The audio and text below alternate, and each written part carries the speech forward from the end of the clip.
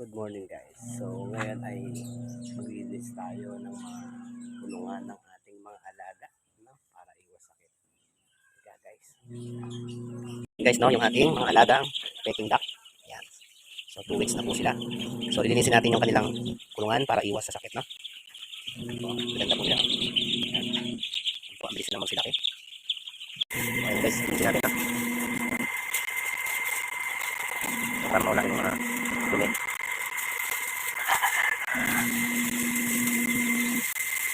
Ang gamit natin ay power spray.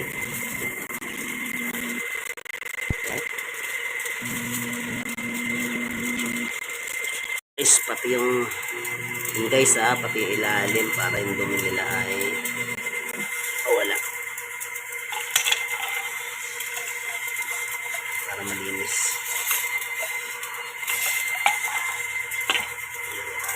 So yun guys, ay intake tayo na XRXP para sa vitamins ng ating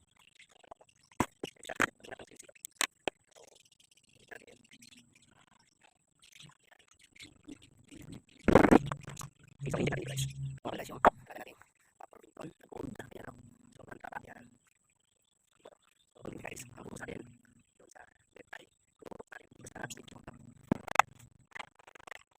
para makalapay yan natin para masok at malayo sa sakit. So ayan o.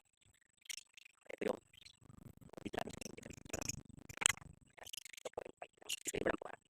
ayan guys, ito naman si Winnie. Ayan o, si Hello Winnie.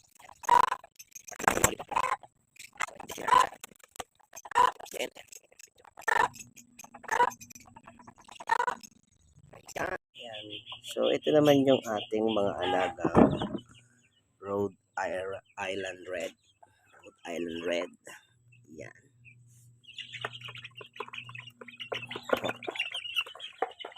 Yan. Ano pa lang po ito?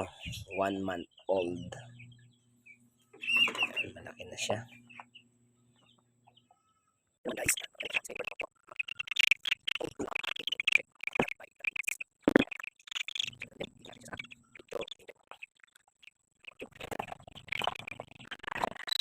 Ito mas malaki siya, no?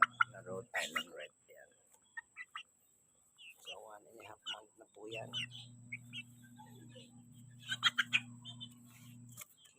Ayan, checkin natin.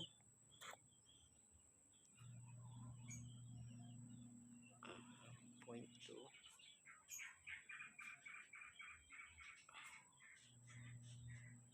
Ayan. Okay.